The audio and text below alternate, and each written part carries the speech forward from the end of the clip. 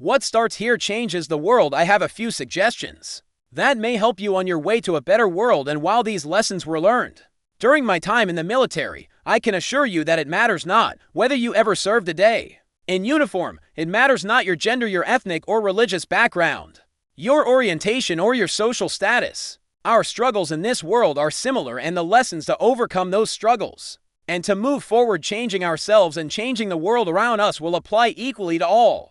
So here are the 10 lessons I learned from basic SEAL training that hopefully will be of value to you as you move forward in life. Every morning in SEAL training, my instructors, who at the time were all Vietnam veterans, would show up in my barracks room, and the first thing they'd do is inspect my bed. If you did it right, the corners would be square, the covers would be pulled tight, the pillows centered just under the headboard, and the extra blanket folded neatly at the foot of the rack. It was a simple task, mundane at best, but every morning we were required to make our bed to perfection. It seemed a little ridiculous at the time, particularly light of the fact that we were aspiring to be real warriors, tough, battle-hardened SEALs. But the wisdom of this simple act has been proven to me many times over. If you make your bed every morning, you will have accomplished the first task of the day. It will give you a small sense of pride, and it will encourage you to do another task, and another, and by the end of the day, that one task completed will have turned into many tasks completed. Making your bed will also reinforce the fact that the little things in life matter. If you can't do the little things right, you'll never be able to do the big things right. And if by chance you have a miserable day, you will come home to a bed that is made, that you made. And a made bed gives you encouragement that tomorrow will be better. So if you want to change the world, start off by making your bed. Music during SEAL training. During training, the students are all broken down into boat crews. Each crew is 7 students, 3 on each side of a small rubber boat and 1 coxswain to help guide the dinghy every day. Your boat crew forms up on the beach and is instructed to get through the surf zone and paddle several miles down the coast in the winter. The surf off San Diego can get to be 8 to 10 feet high, and it is exceedingly difficult. The paddle hook through the plunging surf unless everyone digs in. Every paddle must be synchronized to the stroke count of the coxswain. Everyone must exert equal effort, or the boat will turn against the wave and be unceremoniously dumped back on the beach. For the boat to make it to its destination, everyone must paddle. You can't change the world alone. You will need some help, and to truly get from your starting point to your destination takes friends, colleagues, the goodwill of strangers, and a strong coxswain to guide you. If you want to change the world, find someone to help you paddle. Over a few weeks of difficult training, my SEAL class, which started with 150 men, was down to just 42. There were now 6 boat crews of 7 men each. I was in the boat with the tall guys, but the best boat crew we had was made up of little guys.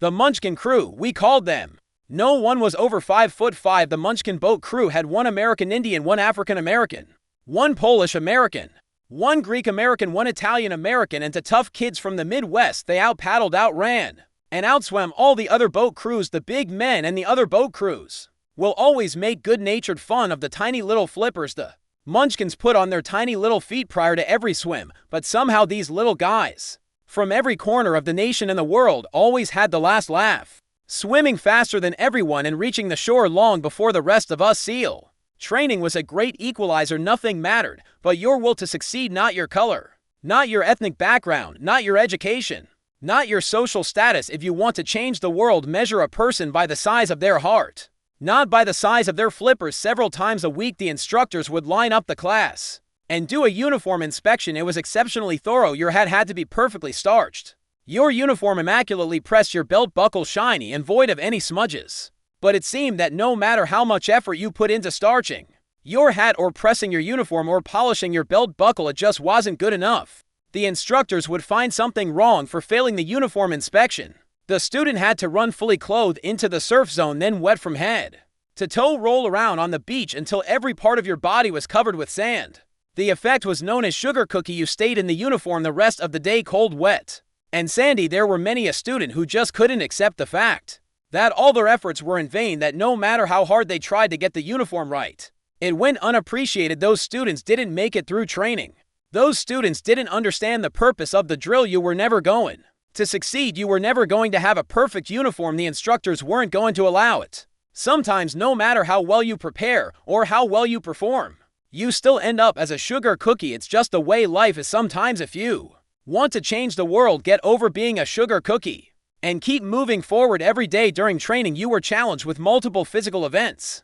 Long runs, long swims, obstacle courses, hours of calisthenics, something designed to test your mettle. Every event had standards, times you had to meet. If you failed to meet those times, those standards, your name was posted on a list, and at the end of the day, those on the list were invited to a circus. A circus was 2 hours of additional calisthenics designed to wear you down, to break your spirit, to force you to quit. No one wanted a circus. A circus meant that for that day you didn't measure up. A circus meant more fatigue, and more fatigue meant that the following day would be more difficult, and more circuses were likely. But at some time during SEAL training, everyone made the circus list. But an interesting thing happened to those who were constantly on the list. Over time, those students who did 2 hours of extra calisthenics got stronger and stronger. The pain of the circuses built inner strength and physical resiliency. Life is filled with circuses. You will fail. You will likely fail often. It will be painful. It will be discouraging at times. It will test you to your very core. But if you want to change the world, don't be afraid of the circuses. At least twice a week, the trainees were required to run the obstacle course. The obstacle course contained 25 obstacles, including the 10-foot wall, a 30-foot cargo net, a barbed wire crawl, to name a few.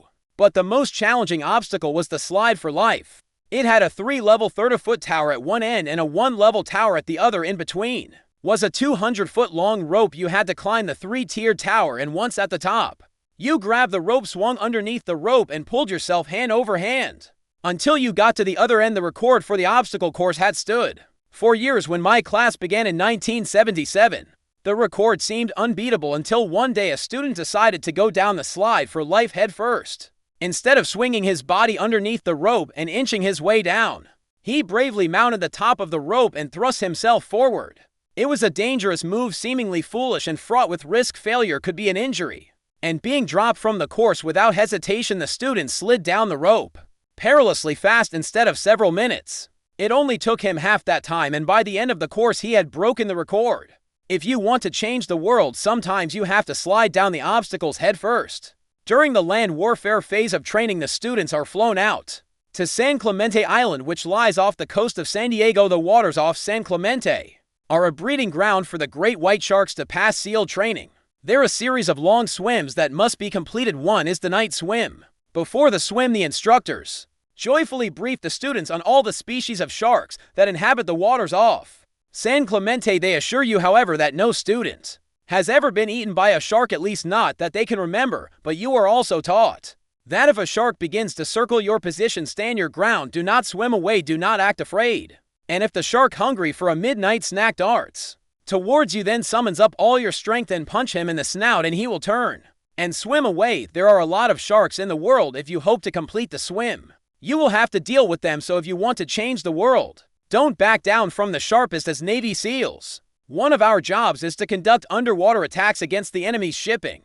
We practice this technique extensively during training. The ship attack mission is where a pair of SEAL divers is dropped off outside an enemy harbor and then swims well over 2 miles underwater using nothing but a depth gauge and a compass to get to the target. During the entire swim, even well below the surface, there is some light that comes through. It is comforting to know that there is open water above you.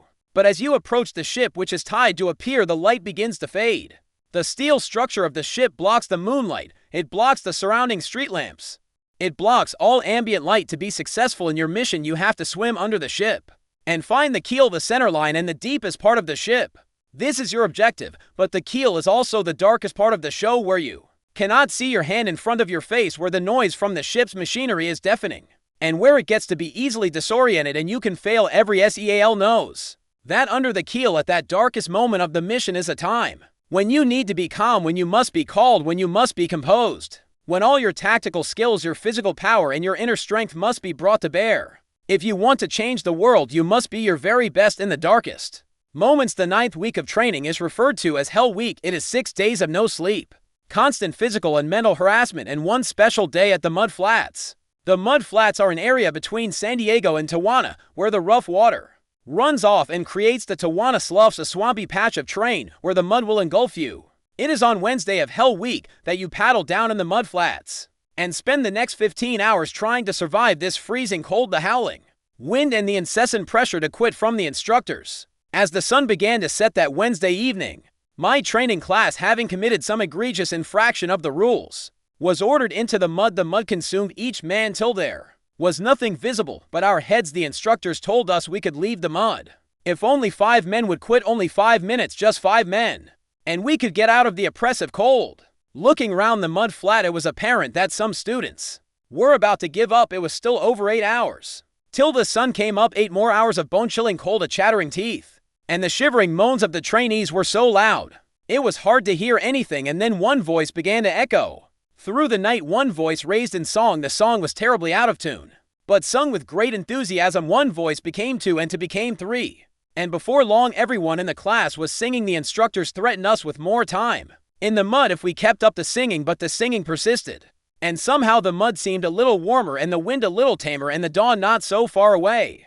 If I have learned anything in my time traveling the world, it is the power of one person, the Washington, the Lincoln, King Mandela, and even a young girl from Pakistan, Malala. One person can change the world by giving people hope. So if you want to change the world, start singing when you're up to your neck in mud. Finally, a SEAL training. There's a bell, a brass bell that hangs in the center of the compound for all the students to see. All you have to do quit. All you have to do to quit is ring the bell, and you no longer have to wake up at 5 o'clock. Ring the bell, and you no longer have to be in the freezing cold swims. Ring the bell, and you no longer have to do the runs, the obstacle course, the PT, and you no longer have to endure the hardships of training. All you have to do is ring the bell to get out. If you want to change the world, don't ever ring the bell. It will not be easy. Start each day with a task completed. Find someone to help you through life. Respect everyone. Know the life is not fair, that you will fail often.